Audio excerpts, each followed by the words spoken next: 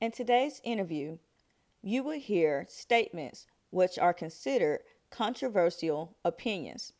These statements are not necessarily the views of CWS, Christian Writing and Speaking, but they are the expressed opinions of the interviewee. On our podcast, we give everyone an opportunity to share what their position is.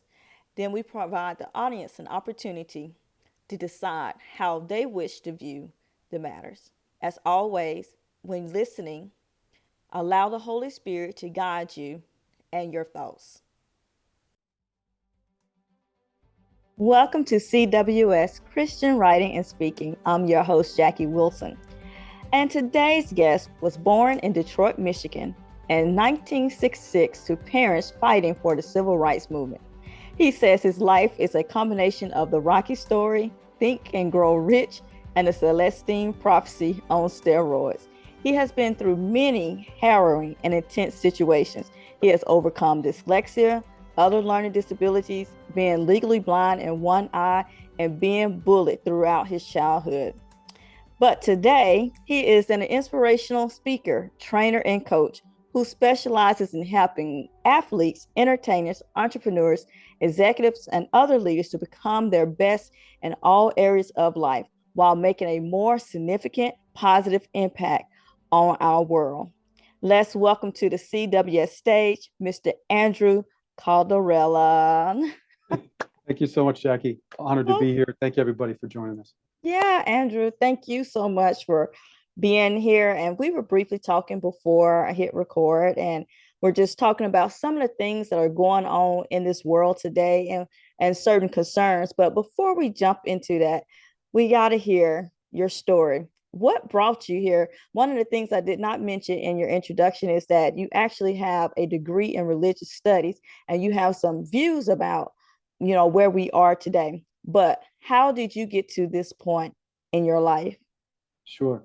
As you mentioned, I had a challenging childhood, being bullied a lot, struggled just trying to socialize with people normally, and had issues with suicide. And it was challenging. At the same time, though, I was also very connected with God. I've always been very spiritual. I had a lot of spiritual experiences in my life. Um, and it kind of led me down this path to find the living God, not worshiping a book or trying to find God in the words in a book, but literally like, where are you? And let's have a conversation.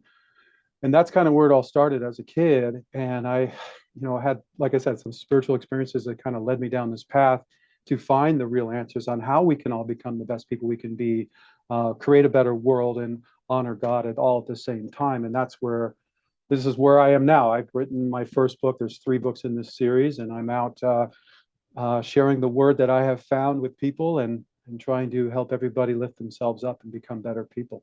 Yeah. Um, you talk about these spiritual experiences. Do you mind sharing one of them with us? Sure. I'll share one that happened to me when I was a little kid, and it's happened numerous times. I I had this friend, like, a spiritual friend, as they say.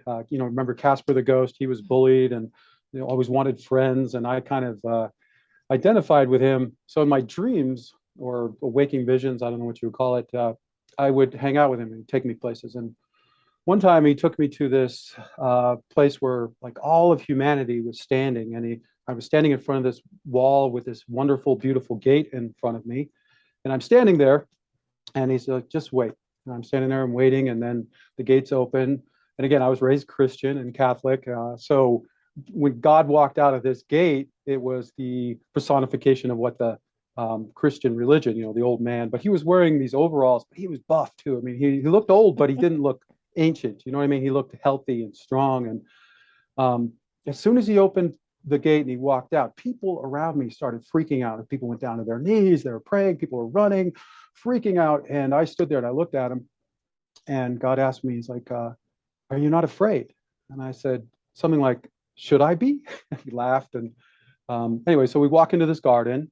And I just spent an hour describing this garden, but it was like everywhere you looked was like the perfect scene. And it kind of always kept changing. So you never lost interest in looking at it, from birds and butterflies and bears and everything you can imagine. Anyway, so we walk to this garden, we walk to this bench, and we sit down. And at this point in my life, I was probably in third or fourth grade and being bullied a lot, almost drowned. I mean, called stupid every day. Even teachers called me, told me I was too stupid to learn anything. I should drop out of school. And I was really, my sister also had a lot of problems. Had numerous operations, almost died. And saw so many horrible things happen to kids in these hospitals. And so I was like, God, why are you doing all this to us? Why are you, hurting us? And, why don't you just fix everything and make it good?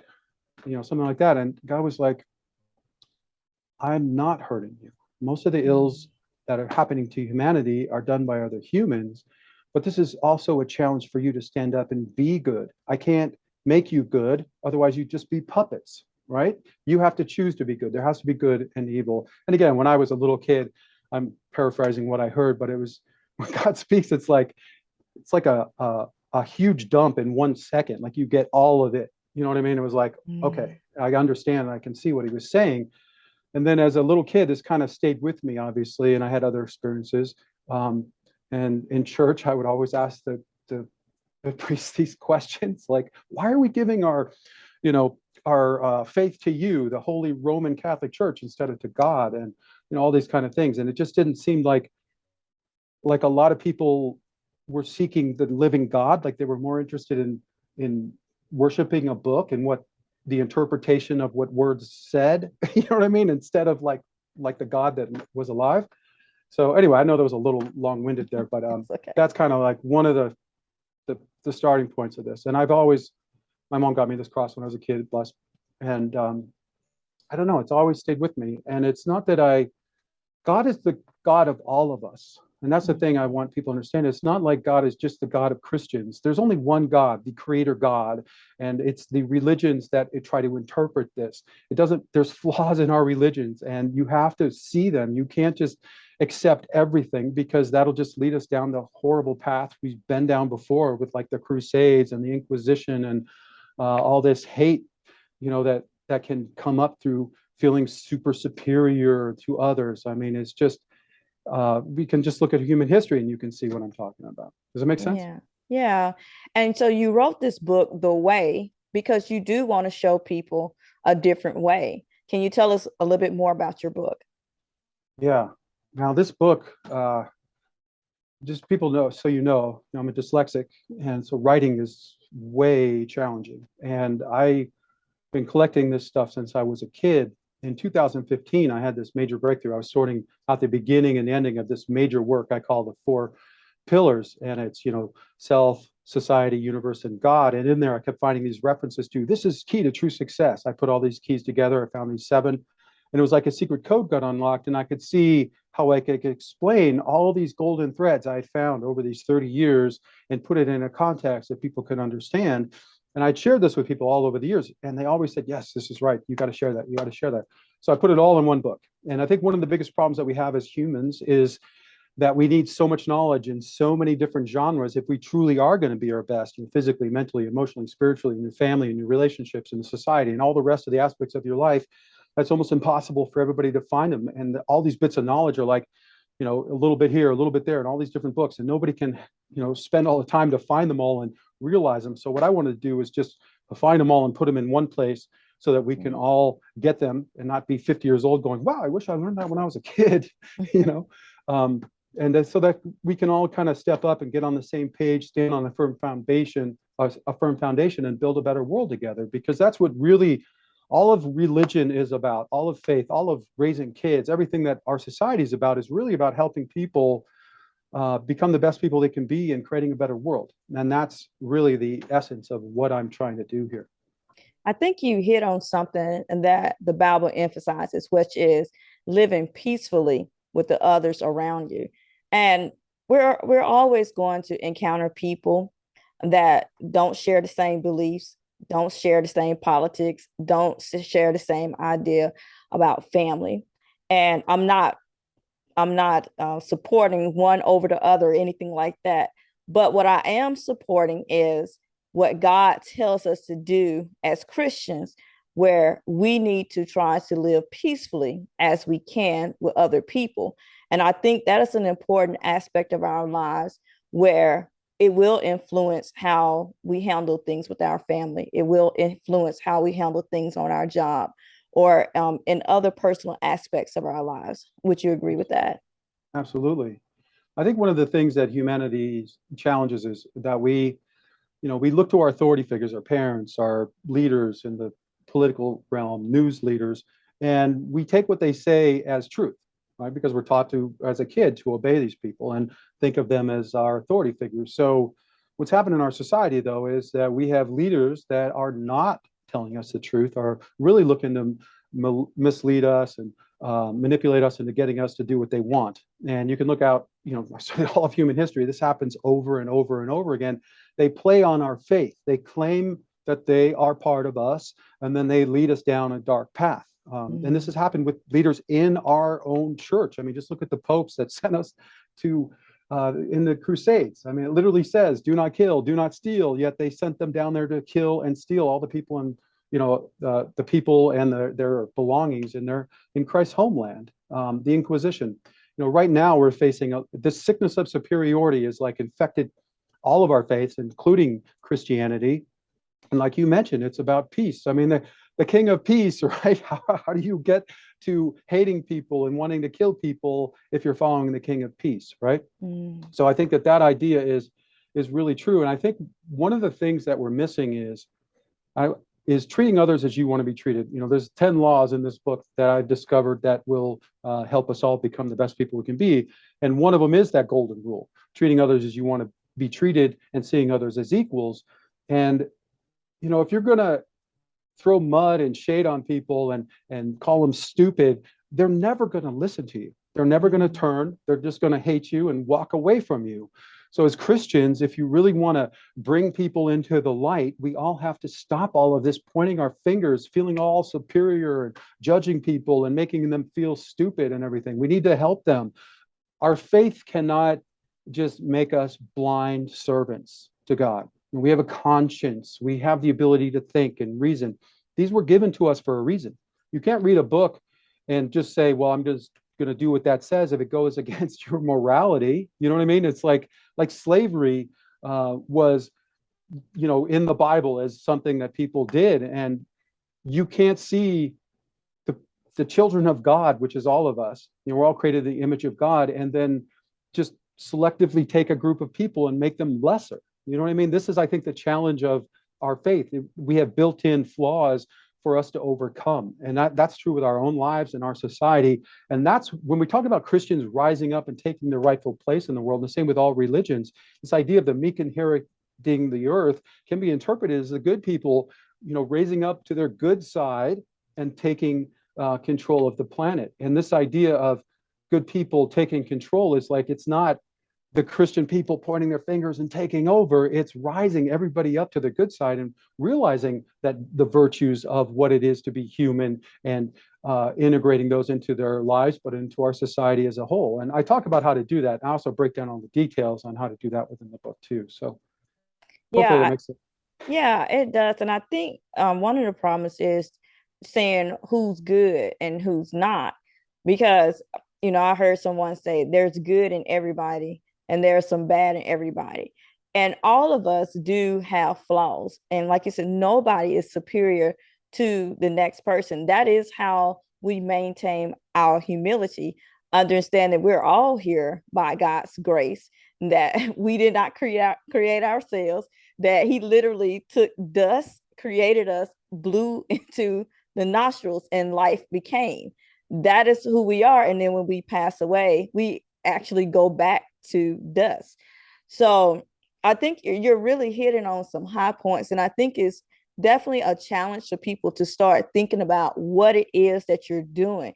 God did not make us blind servants, he made us people who can think for ourselves. Yeah. But as we talked about prior to the recording, there's a lot of issue of assimilation, wanting to be like the next person so you don't feel left out. But my viewpoint is when I look at Psalm 139:14, and I think about how God created me, he created me respectfully, wonderfully.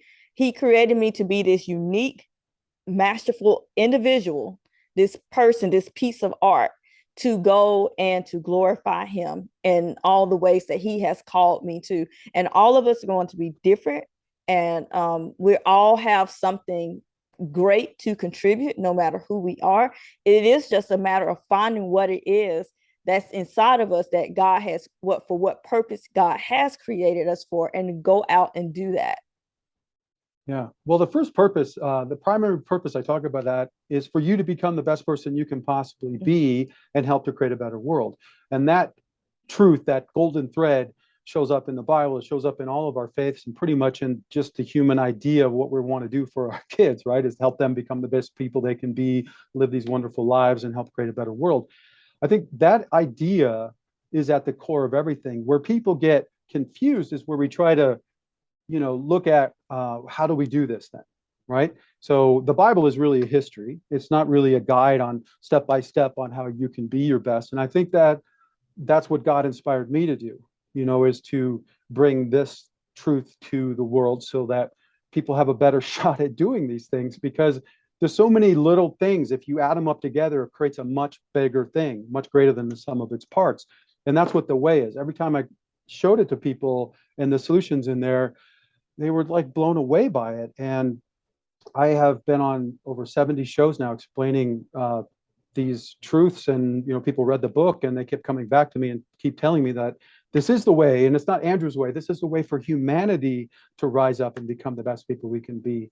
I think in Christianity there are some leaders, with every group. I don't care what it is, political, Christian, Muslim, whatever. It's the most fanatical people that often become the leaders of the group. And you can see that's what's happened to Christianity throughout the ages, is that some leader came up. That's why it's fractured so many times. We have so many different sects of Christianity that, it's like you even have Christians killing one another, the Protestants and the Catholics, like, I mean, the burning down Catholic or Christian churches by other Christians. Like, this doesn't make any sense, right? It's because they get this group think going on, and the leader that they're following is telling them that they are better than these other people, but then they fill them with this hatred that has them go out and do these evil acts. And all I can say is, look, if you're in any type of church and your faith is making you hate, you're probably being misled, because the whole goal of Christianity is to spread the word, right? You're not going to do that through hatred, right? You're going to do that through love, and it's through understanding. It's through realizing the flaws in our faith and overcoming them that will allow the Christian faith to really rise.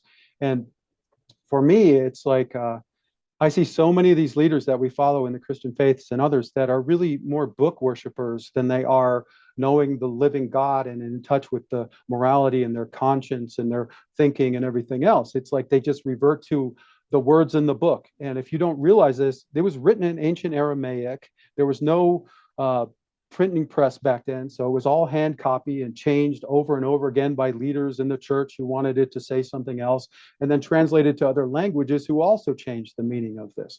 We also have to realize it wasn't written by Christ. It was written and put together by men hundreds of years after he died. So there are books that were in it that are not in it now, and words that have been changed. So while it's a good book and there's definite learning and divine inspiration in there, it's still human creation, just like everything else. It's flawed. So for me, it's like, I think to be true Christians, we have to realize that our faith and we are flawed, and to look out for these flaws and to overcome them. And not just, like I said, like we talked earlier, not just be some blind follower that does whatever some leader tells us thinking we're honoring God. That is not honoring God. God does not want us to be sheep.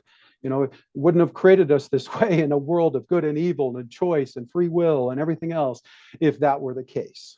So hopefully that makes sense. I'm not making too many people angry out there. Well, I don't think it's about making people angry. You're sharing your perspective, and while I agree with some, I do disagree with part of your perspective. I don't think it is just a historical book. Yes, it certainly aligns with history and lets us know what happened, why it happened, and why it's important for us to be in alignment with God. I do believe that the Bible itself is, in fact, God inspired, even though men wrote it out. No, we don't have God writing the 10 Commandments out for us on the mountaintop. But it is, in fact, that it is God It's inspired. inspired. Yeah, And I believe it. also, you know, it's not just words in a book, because I can just say for myself that I utilize the words in the Bible and it is active. And my faith is very active because of my study of the Bible. And I've seen God manifest in my life because I rely on his word and I activate his word. And when you talk about it not being a God, I don't agree with that aspect of it, because I when didn't I say think that. I about, said that it is inspired by God. It mm-hmm, it is a history, meaning it literally like the first book was written as a history mm-hmm, for the Jewish people and yeah, whatnot. So I'm not saying that it's not inspired by God and it's not a book. I'm just saying that we have to also take, like you did, you took that word into yourself and it manifested in your life as something positive, right? yeah. And I So look you at didn't like just take, love, what yeah, love exactly. is. Love Right. But is there's some people patient, taking love out of is the book, kind. they're taking hate out of that book, Yeah. right? So that's what I guess I'm saying. You can take out of the book goodness and have it realized in your worth. And like you said, that Mm-hmm. that is inspired by God. But I think the flaws were put in there on purpose, being inspired by God for us as a challenge. You know what I mean? Like God does not want us to be puppets. So if you put a flaw somewhere that you have to see and overcome, it makes you a stronger person, right? Because if you just blindly follow somebody that's misleading you, and again, just look at the Crusades. I mean, literally, like millions and millions of people were under the delusion that going down to Christ's homeland and killing everybody and stealing their stuff and their land and everything was the righteous thing to do. I don't even I can't even really comprehend how a Christian, like a leader, could be like, yeah, let's go kill and steal. I mean, it literally like says you should Maybe not they're do not that. truly a Christian Well, then. that's what I'm saying I, to you. So and like, that's why you have to read it for yourself and apply the word for yourself. You have to get into it and you have to allow the Holy Spirit to lead you in that. That is exactly. how you will grow as a person. That is how you will even having a vision that you had as a child. That is not something that we can create as humans. That's only something God, the Holy Spirit, can allow to happen in our lives. I think the problem is who we look up to and who we call leaders. And I have a my very simple solution to this is when people talking about well, he's a Christian, and the Bible clearly says you shall know them by the fruit they produce. So I started looking at the fruit, and that tells me everything I need to know about the person, not what they're putting out front, but what they're actually doing. How are people feeling around them? Are they uncomfortable? What are they saying from the pulpits? And if it's not love and it is hate, and I know one big controversial issue is always abortion and people burning down. They talk about Christians burning down abortion clinics. That's absolutely wrong. You are wrong for that because you have become judge and jury, and that's not the position God put you in. God put us in a position to love other people, but we have to be very conscious about who we are calling our leaders, and we have to have the ability to think for ourselves. I think a lot of people follow along because they think this will be easier, but who are you as an individual? Exactly. So Exactly. And I think yeah, that God doesn't want us always to take the easy path. I think the easy path sometimes is the wrong path, right? I yeah, mean, absolutely. Jesus was not a follower, Mm-mm. right? He didn't go around and just do everything everybody said and listen to him. Otherwise, he wouldn't have been Christ. You know, Mm-hmm. it was challenging the falseness, right? That made Christ Christ. It was challenging the leadership of his own faith, right? Mm-hmm. Even going far as to throwing out the money changers and all that kind of stuff. So, you know, it's we as Christians.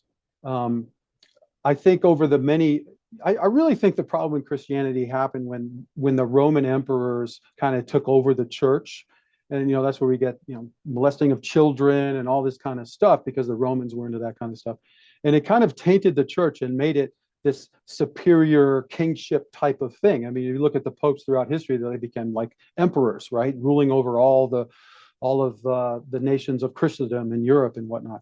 Um, and I don't believe that that was the goal of Christ, right, was to really open the hearts of men. I mean, he was into talking about the problems of society, food, medical problems of rich and poor, all these issues of Mm-hmm. society.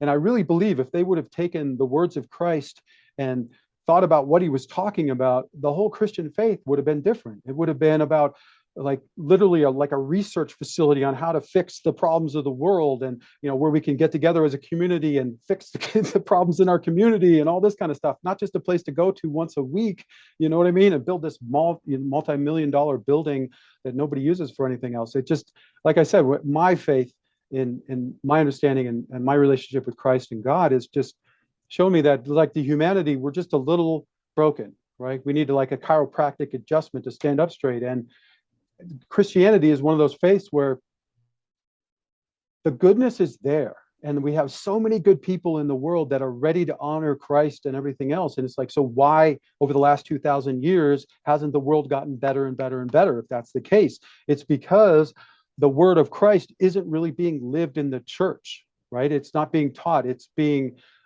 certainly in the book and they talk about it, but it's not being lived, in my opinion. If it were, we wouldn't have 1,000 different sects of Christianity that are literally burning down each other's churches and things, right? It would be loving one another, creating a better world, seeing each other as equals, helping each other, fixing the problems in society and not pointing your finger at everybody and everything else that we've seen over the last 2,000 years. So I think that if Christianity is to really wake up to its potential, I think we need to throw off this idea that we're superior to everybody else. We are equal to everybody else. We may know the word, but it's about sharing the word and loving people and not ostracizing and dividing us into this us versus them type of reality that we've seen throughout all of human history. And it's like I said, we're repeating it again right now.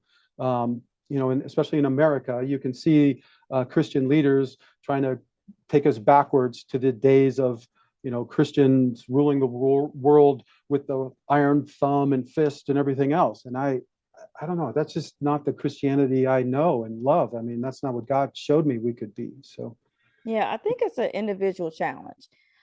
Every person has to pause, look at their life, and ask themselves whether or not it is lining up with the word of God or what God is saying we should be. I don't think everybody is sitting down or everybody is scared to stand up to the leaders. I just think it's a matter of the right people being in position. And absolutely, we are not superior to anybody else. We were all here, put here, created to serve a purpose here on earth. God did not make anybody better than the next person, but it is about, like I think what you said in the beginning, which is how can I become the best version of myself that yeah, God has called me to be? But you'll never truly know what that is unless you seek God. And part of seeking God is, looking at his word, applying it to your life and moving in that in every aspect of your life. You can't, and the biggest problem I think I see is an issue of control. Why are we seeing so much downfall? Why are we seeing the thing? Because people are trying to control other people. It's the same thing that we have seen repeatedly throughout history, as you have pointed out. But how about we start with controlling ourselves? Start with that. Self-control is a fruit of the spirit. Start controlling ourselves. Stay in our business, stay out of other people's business. And as we do what we're supposed to do, the world will become a better place. Andrew, tell me what's next for you. ah, so much to talk about what you just said. I just want to say that is covered in the book, Self-Control, and all of what you're talking about. What's next for me is really I've given up everything else in my life to try to help spread the word as far as how we can become the best people we can be and fix our world and become better stewards and at one with God. And so for me, I'm trying to make the ideas in the way common knowledge. I'm doing videos, trainings, all sorts of stuff. I've kind of put my other businesses on the back burner to pursue this. So what I'm trying to do is figure out how I can do this. It's like I've been challenged, as a lot of people have, in this virus time, to take care of my mom, who's elderly. My dad passed away, and Mm. you know, finances. Not like I'm a super multimillionaire to go out there and just do anything he wants. So I need to find funding and everything else to get this word out there. It I guess for me, it makes me a little sad because every time I share these solutions with people on literally how you can do these things, they love it. And I feel like I'm not helping the world as much as I could be if I had more, I don't know, wealth or power or fame or something. So not that I want that for myself. I wanted to be able to get these word out there because there's so much suffering in the world that just is caused by us that doesn't need to be. I mean, there's just a few leaders, 100 companies, and a few leaders in the world that are really messing things up for all of us. And um, I believe that we have the power to fix the world right now like we've never had in all of human history because more people are connected than ever before. We have resources. More people are awake to the wrongness of the world, which gives us a huge opportunity to fix it. As they say, people need to be burned to learn to sometimes make big changes. And I think we've all been burned enough at this point, at least enough of us to join together to make these changes. So I have the way and the one. The one is the one movement, the one tribe, the one party, which are groups that we can join within to become the best people we can be, but also make the changes in the world. I'm not sure how much time we have left. I could explain those or not. I don't know. Yeah, but we don't have much time. But can you Okay, tell people how they can connect with you? sure. The hub for everything is my website, 7wayme. That's the number 7 WAY.me. And there you can find the links to all my social media, all the shows I've been on. You can learn about the way. You can join the one movement, one party, one tribe. And again, we're just getting started. We need all the help we can get. There's ways that you can support us. There's a whole list of things you can do if you're interested. And really just looking to meet good people and create a really good movement to help the world become a better place before it's too late. And I need all Thank the help I can you. get. Andrew, thank you so much. Thank you for your heart because your heart is good. Your heart is in the right place.